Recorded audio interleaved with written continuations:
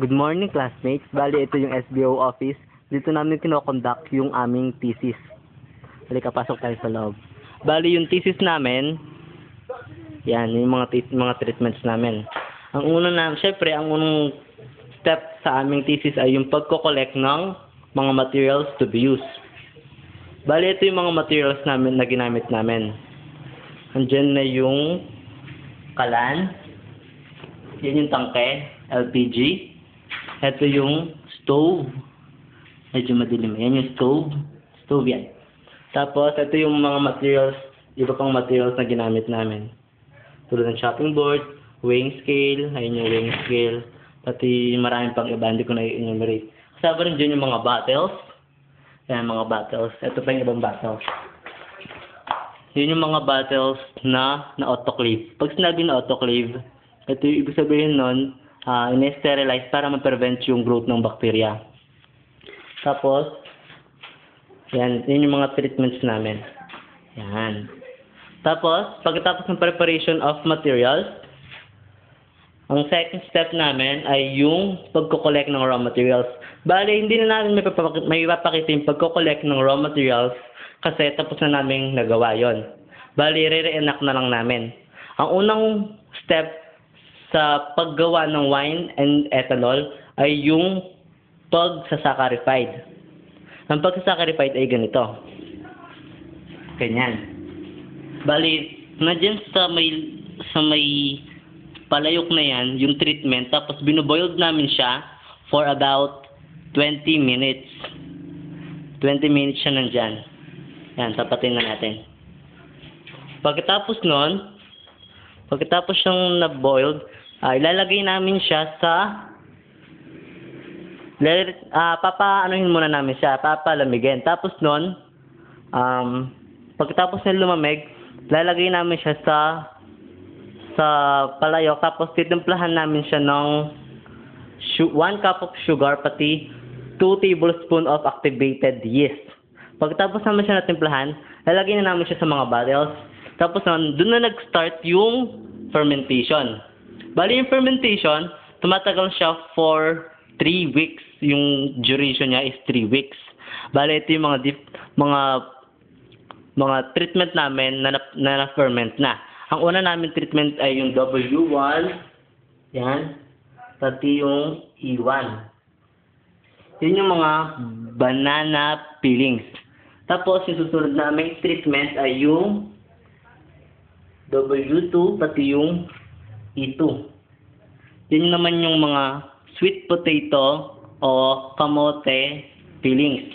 Ang pangatlo naman ay yung yan, W3, pati mga E3. Yun yung kasaba. Tapos ito yung huli namin treatment, yung W4, pati yung E4. Yun naman yung sweet sorghum. Bale, complete na yung mga treatments namin. Tapos na rin silang na-ferment. Kaso, itong apat na nakikita nyong may mga bulak na yan sa taas, hindi pa sila tapos ma-ferment. Bale, nasa-ferment pa lang sila niyan. Sa January 20, tapos na sila ma-ferment. Bali, ang susunod nun, pagkatapos ng fermentation, for 3 weeks, ay yung pasteurization. Paano ba ginagawa yung pasteurization? Yung pasteurization, ay magbo-boiled kami ng water. Yan yung water. Pag 70 degrees na yung water, lalagay namin yung nakapasteurize na bottle para ma-stop na yung yeast sa pag-activate. Bali, may hinto na yung yeast, yung fermentation, at ang tawag doon ay pasteurization. Nilalagay siya sa mainit na tubig para tumigil na yung yeast sa pag-activate. Pag na-pasteurize na, ang susunod na step nun ay yung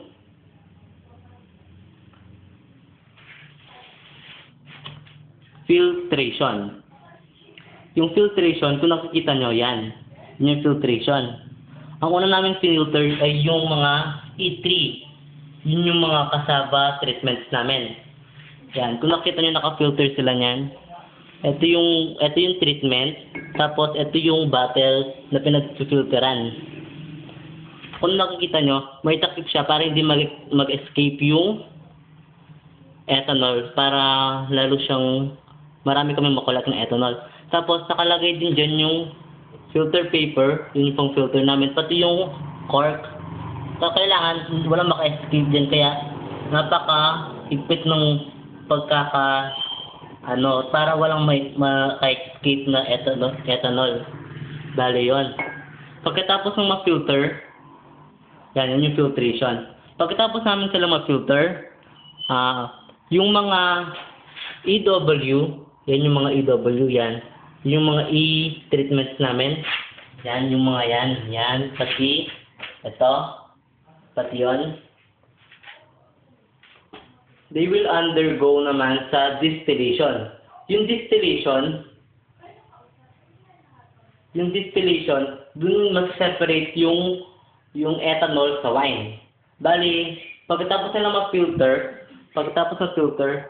sa distillation na pupunta yung magpuproceed yung mga e-treatments namin para makuha namin yung ethanol.